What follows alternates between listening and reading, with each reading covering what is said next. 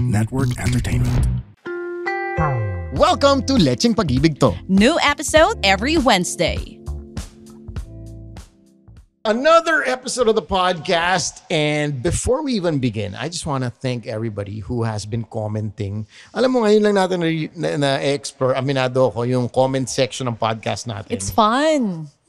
Okay siya. It's fun kasi mas dito na sila nagko-comment ng mas mahaba. Correct. May nagko-comment pa rin naman of course sa Instagram and Facebook. Pero syempre, dito kayo magpunta. Pwede ba dito kayo mag-comment? Kasi nandito sa Spotify namin mismo yung mga binabasa natin. And also, we know which episode you're commenting about. Yes, Kasi sometimes yes. we do get comments on our personal accounts. Yes, na hindi na natin alam. But we appreciate it. I mean, Of I course. read all the comments and everything. But if it's a comment on the exact podcast that we discussed, the topic we discussed, please alam natin ano yung pinag-uusapan. Like si Rai, on my Instagram, always says, lagi nakikinig. Thank you, Rai. We have fans all over the world. Australia, Dubai, Indonesia.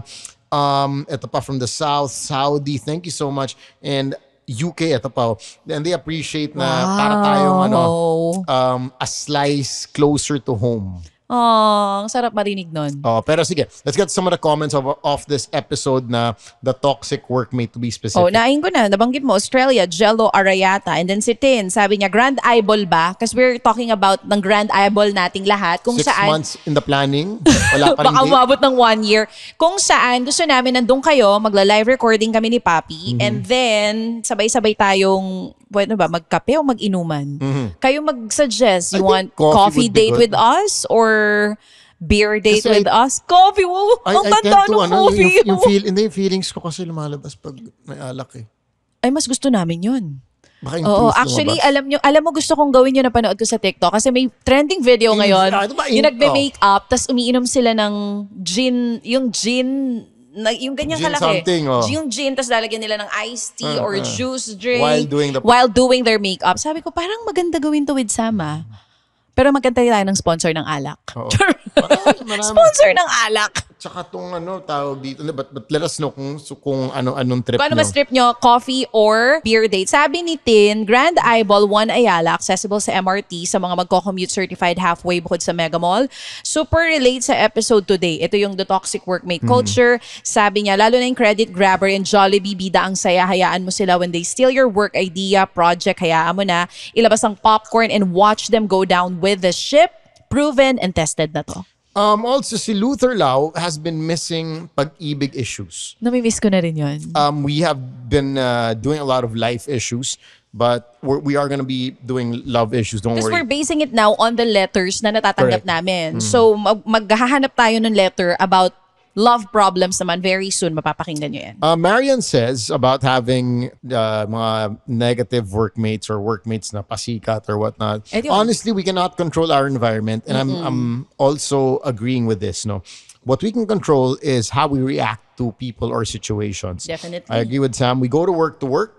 Your work is not your life, and your life is not your work. Always remember that. Ang ganda. Batiin mo yung taga-Indonesia, si Ray. Ray, also Si from Ray. Saudi, Jay Janina. Thank you so much. Live recording daw sa South from T. From the UK, who has been working there for 5 years, Sam and Chacha, Jamie DC, thank you so much. I have a Pinoy colleague na Mr. Know-It-All. We all have that, no? Yung tipong may halong yabang, he makes you feel na bobo ka. May mga ganun eh. Alam na know-it-all na sila, pero the term is condescending. Pero di ba kasi pwede ka naman maging know-it-all without not letting others feel na parang pinapa-feel mo na tanga sila. Correct. Nagigets mo ba? Like, you can teach them nang Yes. hindi mo pinapa-feel na ang tae nila. Correct. Correct. Yun ang pinaka masakit sa pakiramdam eh. Lalo pa kung nag-e-effort naman. It's how you say things. At the end of the day, din nga, you have to be kind because you don't know what the others are person is going through. Diba? Or it's already a cruel world. With social media and everything, it's so cruel. People say what they want. Kasi nga, we are hiding behind Keyboard avatars. warriors. Behind keyboards. Nobody knows who you are. You can make a fake account. And it's so easy to make a fake account. Tama yung sinabi mo. Correct. Si Veron, Lalo na yung election, ha? Grabe. ang lala. Saka yung Malala. dati kasing Unity, nag-aaway sila ngayon. So kanya-kanya rin silang gawa ng mga fake accounts at Oy, nag-aaway Long Beach, sila. California. Si Love listening to your Veronica, podcast. papi, bagong listener, sabi niya, I'm so happy that I come across to your podcast. You may not be able to read this. Hindi totoo, girl. We just did. But know that this podcast is making impact in my life. Literal, kayo ang kaagapay ko during night shifts sa work. Sarap. Thank you. Jaya Net, Long Beach, California, listening to the podcast. Excited for every Wednesday and listening to your topics. Aliw na aliw ako sa inyo.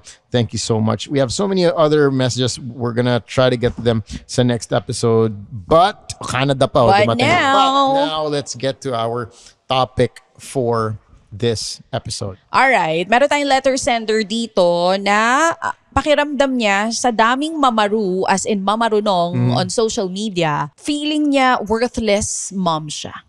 Kahit sobrang hindi naman. I have a friend. I'm not gonna mention her name, but she went into depression because of that. Of social media? Yeah. Esa and I, we don't have kids, but there's also that factor that hovers, naisip namin minsan na, diba, syempre wala pa kaming anak, pero I'm sure you'd be able to weigh in more on this. Kasi nga, pag naging nanay ka, some moms bounce back so fast.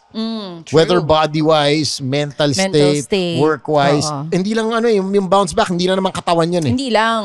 Diba? Meron siyang kaakibat na mental state, Oo. emotional state. Correct. Diba? Yung norm, nung wala ka pang anak, bumalik na ba sa dati? Pwede rin ganon. And that also affects whether CS ka o normal. A Yes, lot of yes. things would affect that and would be beyond your control. But yeah, let's get to the issue. Well, ito, yung specific issue niya is about motherhood. But I feel like to everyone on social media, mapananay ka or hindi, kakakasal mo lang or hindi, or working ka, na parang feeling mo, bombarded ka with information. Minsan di mo na alam kung alin ba doon ang susundin, alin ba doon yung tama. Because before social media era, sino lang ba nagtuturo sa atin? Teachers, nanay at tatay natin. Encyclopedia. Minsan, encyclopedia na minsan tatamarin pa tayong basahin, pagkakapal-kapal, pagkahaba-haba. Hindi na Diba? nga Google ngayon eh, diba? People go on TikTok to search ChatGPT. ChatGPT. Yan ay parang search engine ngayon. Hindi na Google. Correct, Diba dati correct. Google kasi tamad na tayo magbasa? Tamad na rin tayo manood ng mahahabang videos. Kaya Ngayon, mas patok yung TikTok na mabilisan. Diba? Give me what I need to know in 30 seconds. Correct. Now, is what you are watching true? Is it gonna work for you? We don't know. But kanya-kanya eh. Like quick fix. Let's say you're having pain somewhere, pain in the back.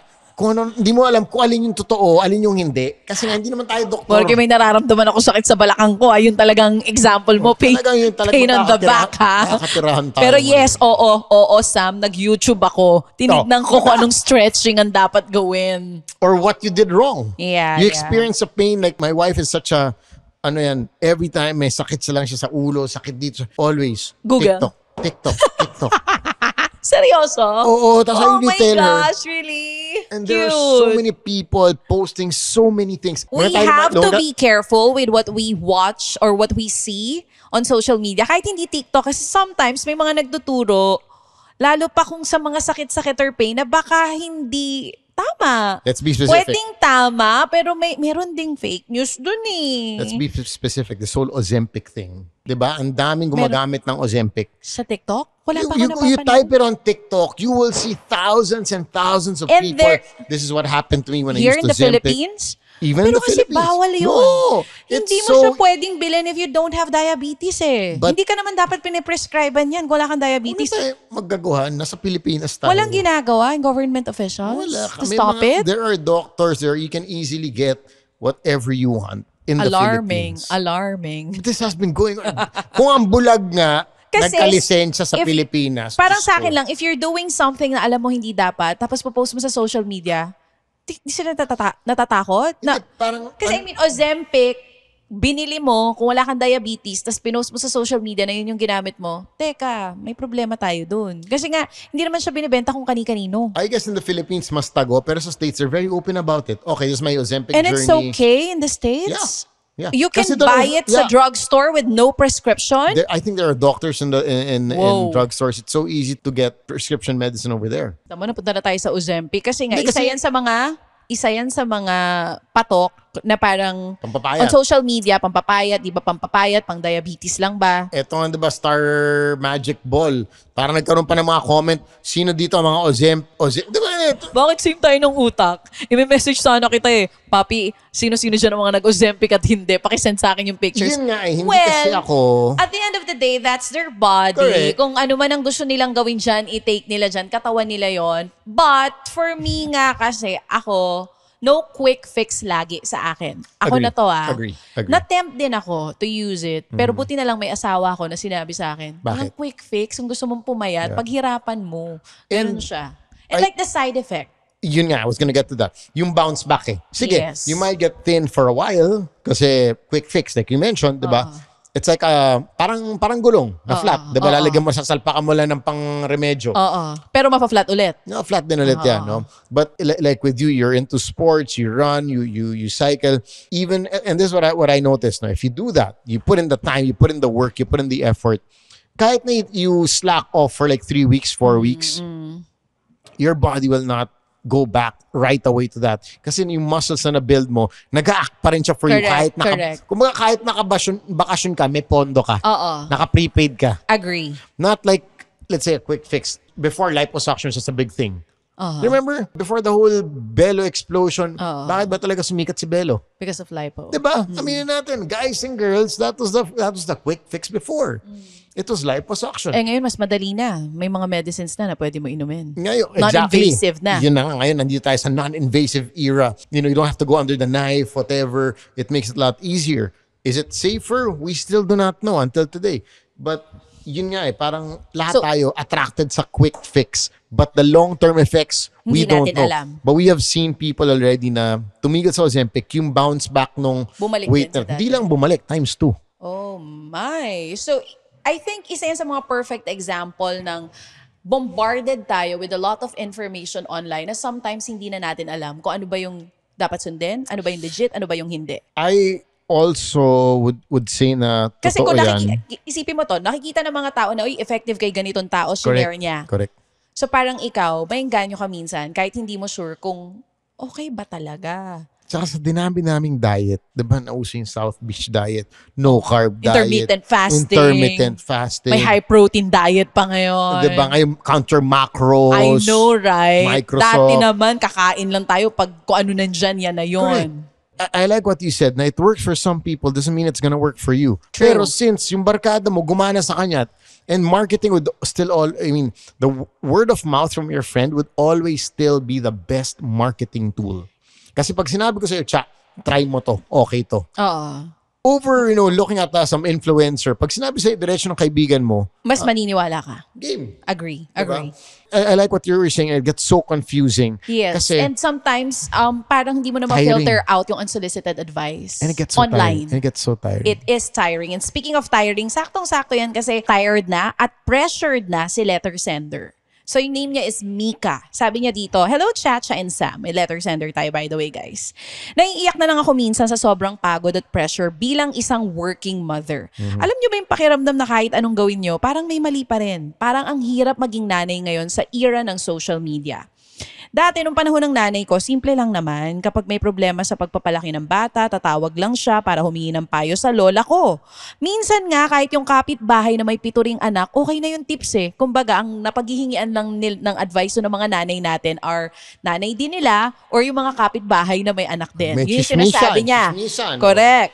Pero ngayon, nako, Chacha and Sam, parang lahat ng tao sa Facebook, Instagram at TikTok may ambag sa pagpapalaki ng anak ko. Hindi ko na alam kung sinong susundin. Ang daming mamarunong sa internet. Tipong post mo lang na nag-screen time si baby habang kumakain, laban na laban sasabihin ng iba bad mom, walang disiplina, screen time is evil. Aba, paano naman kaming mga nanay na walang yaya at ni minsan kailangan lang ng 5 minutes para lang makahinga at makainom ng kape. Tapos enough. may iba pang experts na nagsasabi na ang bata daw dapat alas 8 ng gabi tulog na. Paano kung midnight na? Super energetic pa rin ang anak ko, parang nakatatlong kape. Ano ba nakatingin ka sa akin? Anong gusto nilang gawin ko? I-power off ko yung anak ko? Tapos may food issues pa, Chacha and Sama. Dati si mama, okay na kapag ulam namin ginisang gulay at itlog. Ngayon, bawal yan. Dapat organic, walang preservatives, vegan. Bata pa lang, vegan na. Ang mahal kaya.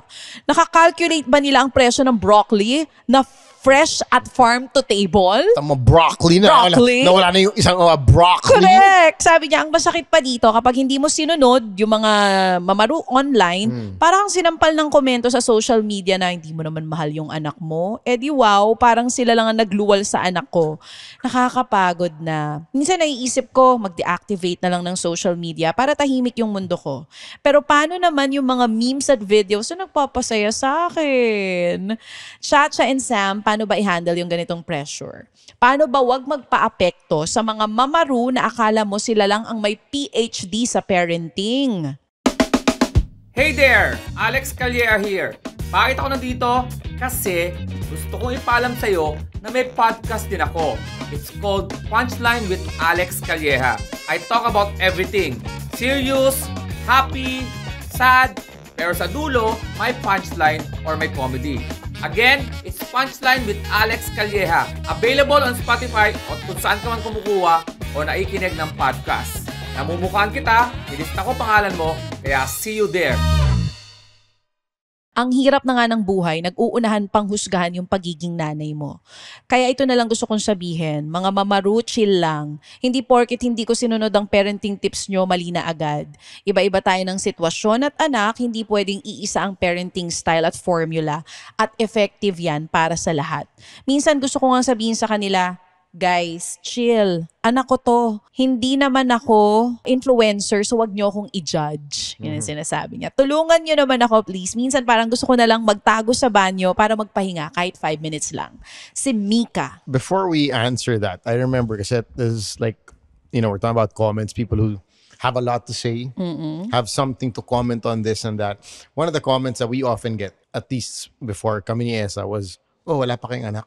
Kailan kayo mag-aanak? Kailangan mag-aanak. Tapos when we got chilly, meron akong isang beses, ngayon ko sabihin na pikon talaga ako sa isang comment, na screening cap ko pa. Sabi niya, wow, may dog kayo, wala pa kayong anak. Baka mauna pa magkaanak dog niyo kaya sa inyo. Kasi that one you shared to me off cam. Okay, share ko sa'yo offline. Pero this to. is the first time na shinare mo Share to sa ko online. podcast listeners natin. And napikon ako nun. This was, I think, a year and a half ago. Yeah.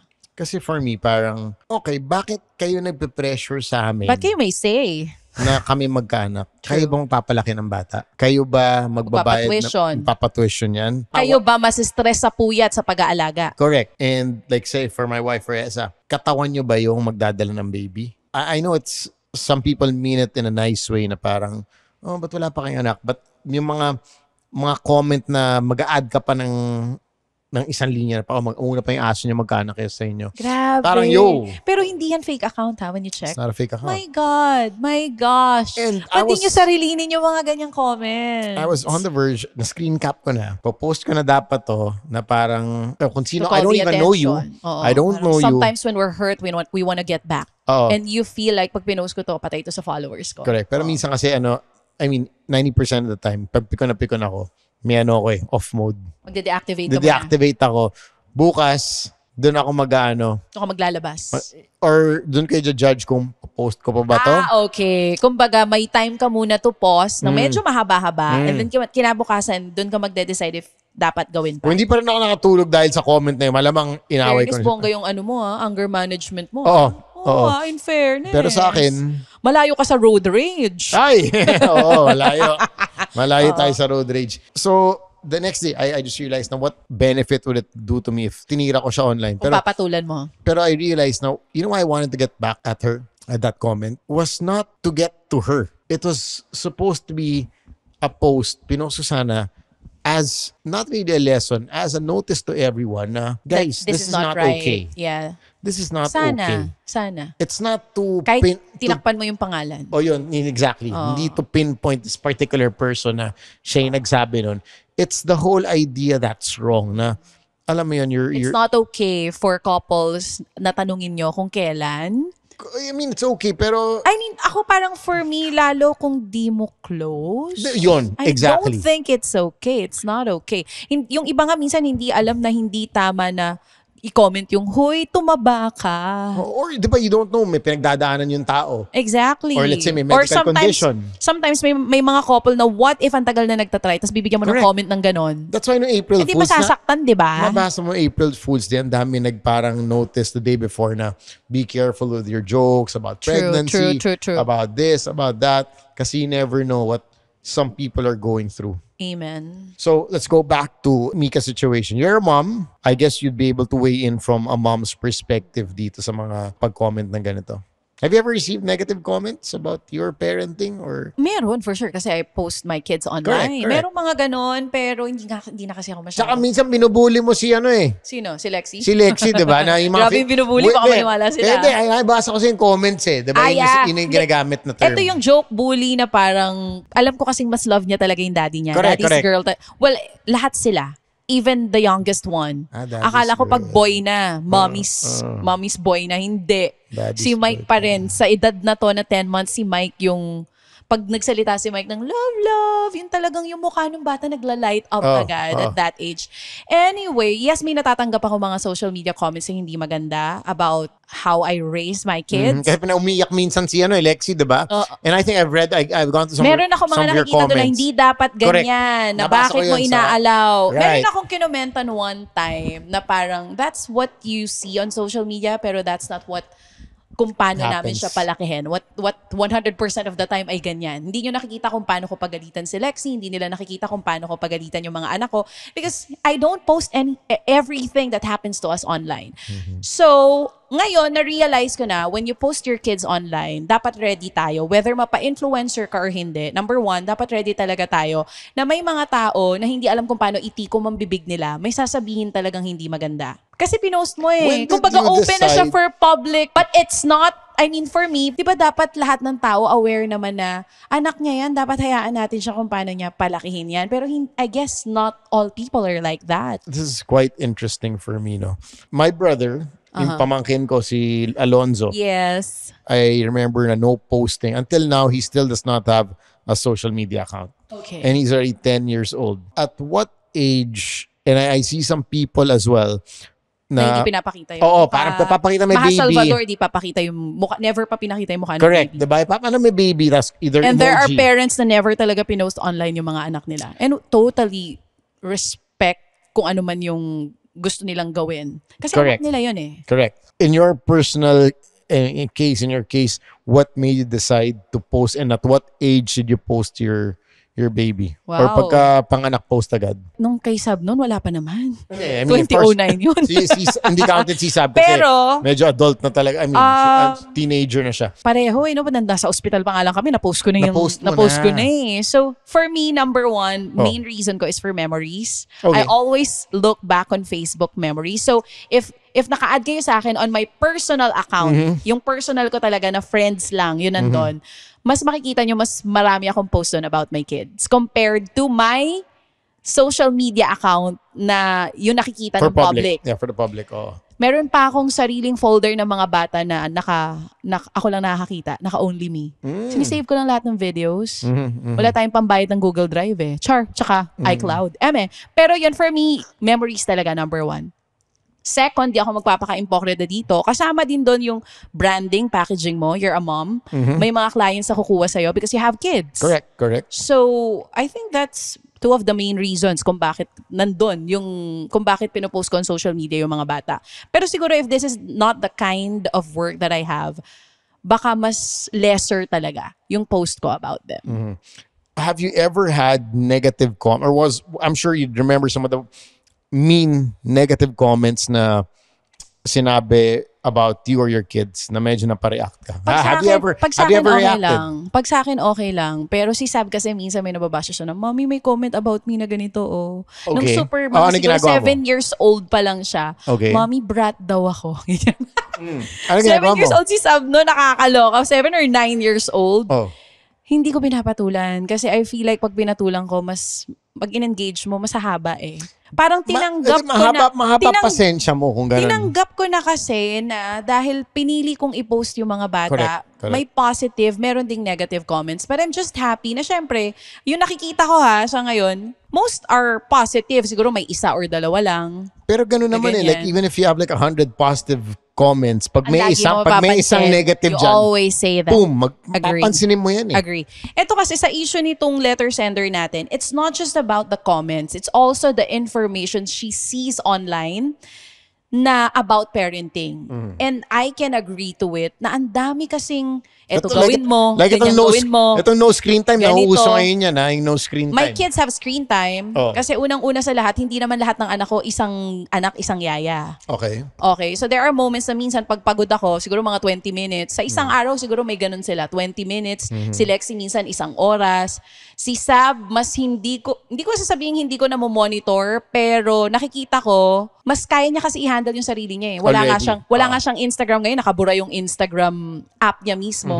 Kasi mas gusto niya mag-focus sa aral-aral muna. So, for me para dito sa nanay na to, and if you're a mom, or kahit hindi mom siguro, and if you're someone na parang feeling mo bombarded ka with information online, na sometimes you question yourself, am I doing it right? Am I parenting my kids ng tama? Kasi ito yung nakita ko sa social media. Pakiramdam ko okay naman, pero sabi niya hindi pa pala. If it's working for your kids yung ginagawa mo na ngayon, then just continue doing it. Minsan kasi ngayon, How do you switch off what you read? How do you you have do you just not go on social media? What I do is, I go on social media, finifilter ko kung ano lang dapat yung magsistay sa utak ko. Meron ako mga nababasa na parang sa utak ko, talaga? Parang hindi naman nag-work sa amin to. Kasi hindi lahat na nakikita nyo, kung nag-work sa kanila, mag-work para sa inyo. Number one is, may mga magulang na dapat sinasabi, magkasama lang yung mag-asawa sa kwarto with their newborn kid. Newborn kid, kasama yung dalawa. Ngayon, me and Mike does not sleep in the same room. Okay. Because what works for us is si Mike kasama ni Lexie, ako kasama nung panganay kong anak, and then Dayaya sleeps with the newborn kid. This is what That's a works setup. for us. This is the setup for us now. Nakakatabi ko lang siguro si Mike once a week. Okay. Sometimes twice a week. Pero ito yung nag-work sa amin. Tapos may nakita ako online na hindi daw naghihiwalay sa kama yung mag-asawa. Isama nyo daw sa sleep nyo yung newborn para masanay, blah, blah, blah. Pati daw yung toddler, isama. Pati mga sleep training, diba? It doesn't work with us kasi una, sobrang aga ng work ko. Kailangan, bawal maputol yung tulog ko. Ang tulog ng Correct. newborn, putol-putol. Yes. So, sa akin lang siguro, mapananay or hindi, if you see an information online na parang feeling mo ang galing, wag mo agad sundin. Kasi hindi porke nag-work sa kanya, mag-work for you. I think that goes, I'm gonna take it out of just the nanay context, no? Goes with a lot of things in life. Yes. That you're trying to lose weight, you're trying to make money, Or navigate married life. Not everything that works for one person would work for you. Now, when do you know when to try something? I guess do your research, do your due diligence. If you want to give something a try, do it. But if it does not work for you, don't feel bad. Because what works for somebody might not work for another person. And we all are on different paths, different journeys. We are going to figure things out as we go along. But also, sa akin, sometimes if you think it's worth a shot, give it a try. It might work for you, but in life, walang guaranteed formula. Amen. Walang guaranteed formula na it works for Chacha, it will work for me. Yeah, what works for someone else may not work for you. Exactly. But one thing that we can, I think, pick up from this is be content with what we have. Diba? You have a kid, you have a beautiful home, you have a job. These are already blessings. No? And if your kids are healthy, hindi mo kailangan sundin lahat na nakikita People will mo always online. say what they want to say. Marami talagang mema, maraming Mamaru. maraming, diba, this and that. But if it's really affecting your mental health, if it's stressing you out, disconnect. That's what I've also been doing. I mentioned this on a past podcast episode na it got to a point na hindi ko alam, pero yung social media, nasa stress na ako. Yeah. Na hindi mo minsan maamin sa sarili mo. Correct. I'm scrolling and it's become Yeah. tiring. Just looking at people, just looking at things. Nakapagod ako. Wala mo Why? na, Anong nagte-trigger sa'yo? na-realize ko Kasi- na, wala mo nang pakialam sa tinitignan ko eh. Oo. Pero why is it tiring for you? Wala, pagod na yung mata mo. Are you like physical pagod Hindi to? lang. The physical affects the mental also eh. Dahil pagod na yung mata mo, parang pagod na rin yung utak mo. Probably you're trying to search for something substantial to watch, somebody to follow, pero wala na rin. So, scroll ka na ng scroll, tapos napagod ka na sa kakascroll mo kasi wala rin naman. Tapos na-drain ka, no? Nang wala kang Oh, ginagawa. and then I realized, why don't I spend that time na isang oras na pala nag-scroll talking to a friend na talagang, or reconnecting with a friend Tapos that, may mahihita ka pa. na mas meaningful. Bakit sobrang babad ako dito sa social And media? you do that now. And I'm very careful already. I'm a bit more careful. And still, I admit I'd still fall into the trap once in a while na parang scroll. Pero ngayon, if I know that I have time to watch TV, watch a series, spend time Mas with yun my na wife, lang. mas yun na lang. Over social media. Sabi ko, at the end of the day, what am I really getting out of it? Oo. Sa dulo nga sabi, people don't care about your post. Diba? Exactly. No. Na pinag-iisipan mo I No. think we have tackled this before. Nobody Pinag-iisipan mo cares. maigi, ano ipopost mo, anong caption yan.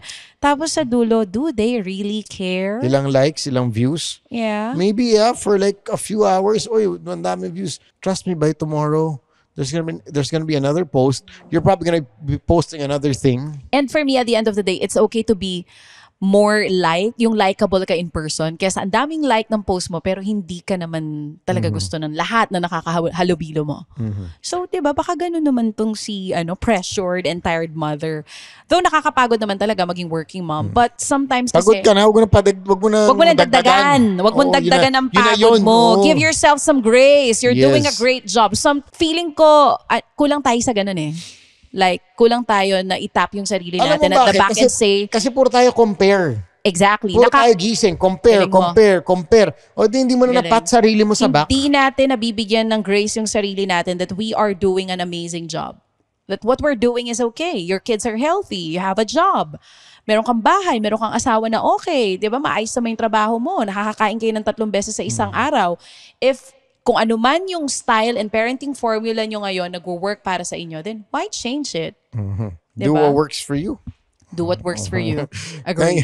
Thank you so much for listening to the podcast and for writing us more episodes. Don't forget to click the follow button so you guys are aware when we have new releases na every Wednesday dito sa Spotify. Oh, yes. And don't forget to comment dito sa ating episode Yeah. ngayon. If there's something bothering you, something you don't agree with or you agree with, let us know all about it. My name is Sam YG. And this is Chacha. Be safe, be good. Bye-bye!